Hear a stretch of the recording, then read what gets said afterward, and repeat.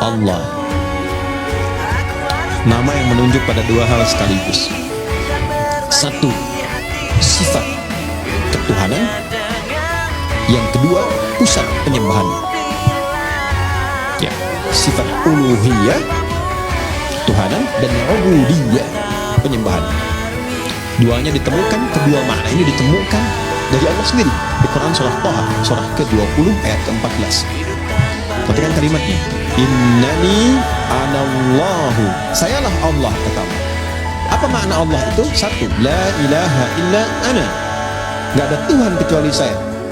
Itu sifat ketuhanan. Jadi kalau sudah la ilaha illallah, gak boleh menuhankan yang lain. Jelas ya? Harus ke Allah saja. Gak bisa mengatakan lisannya semua agama sama. Kita menghormati, bedakan dengan penghormatan ya. Ingat ya, bedakan dengan penghormatan. Kita menghormati keyakinan orang lain. Gak boleh kita menyakiti, gak boleh melecehkan, gak boleh menghina. Ingat itu ya, gak boleh menghina. Di Islam itu menghina keyakinan orang haram hukumnya. Mencela haram, gak boleh. Kita udah tuntas dengan masalah toleransi, itu tuntas. Kita punya ayat lakum dinukum waliya. Maksa orang masuk Islam gak boleh. Ini sedang ada bencana misalnya, wah ada banjir bandang macam, datang kita ke situ ya. Kemudian kita bikin makanan karena butuh makanan pokok, kita buat di sini rumah RKM Musyawarah, bikin biskuit mereknya merek syahadat la ilaha illallah, dengan harapan ketika dimakan langsung masuk Islam. Itu dosa, nggak boleh ya, baik dari paksaan halus apalagi kasar. Yang kasar itu ada dikasih obat yang dosisnya tinggi, nanti minta lagi harus pindah agama ya. Kalau enggak dikasih obatnya. Itu pernah terjadi di beberapa tempat di Afrika, ada yang begitu ya. Nah itu tidak boleh di Islam. Kalau ada yang begitu nggak boleh. Anda dokter nih, ada pasien non muslim datang, dikasih obat yang sengaja dosisnya tinggi supaya datang lagi, dan tergantung kepada Anda. Syahadat dulu, kalau nggak syahadat nggak saya suntik ya kan, ada dosa itu ya, nggak boleh ya. Atau misalnya mengada-ngada ya, oh wudu deh pak, kalau bapak wudu minum obat ini langsung sembuh, padahal memang obatnya harus itu misalnya. Itu dosa, nggak boleh. Islam itu indah, Islam itu indah. Balik sini ya. Nah, Allah satu, sifat ketuhanan. Kedua, ubudiyah, la ilaha illa ana fa'budni, sembah saya ya. Sembah itu sifat ibadah.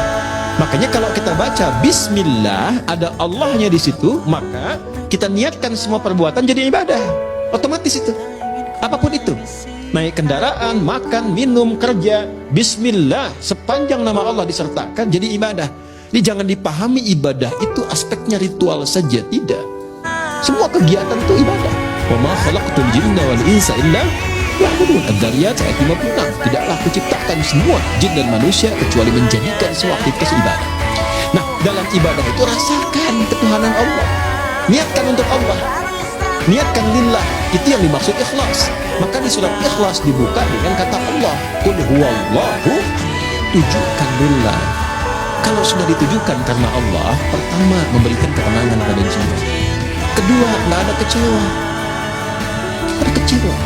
Antum ikut tender, diniatkannya untuk proyek gitu-gitu aja. Seharusnya antum yang menang, kualifikasinya antum yang dapat, tapi diserobot orang lain, kecewa antum. Kenapa begini, kenapa begitu? Tapi ketika Anda lihat kan, lah saya mau ibadah, mau gini ya, begitu diambil orang, Allah mungkin punya hikmah lebih baik. Saya ikhtiarkan nggak dapat, ya sudah ya, ada tanggung jawab, dia begini begitu. Itu nikmatnya lillah begitu. Untuk merawat dia, teman-teman santri, tiba-tiba ada perilaku yang nggak sesuai dengan harapan itu, bisa kecewa. Saya rawat, saya begini begitu, ternyata perlakuan kamu begini, padahal yang dititipkan di sini Allah, yang menetapkan dia hadir di sini Allah ya. Maka ketika muncul sifat itu, hilanglah dengan keberkahannya. Tapi ketika semua diniatkan karena Allah, maka ada sifat bijak, tenang hati kita bisa membaca, oh ini itulah tadabbur. Mungkin maknanya begini, dia dititipkan supaya memotivasi kita lebih memberikan perhatian lagi. Kemudian perhatian itu tiba-tiba anak bisa berubah.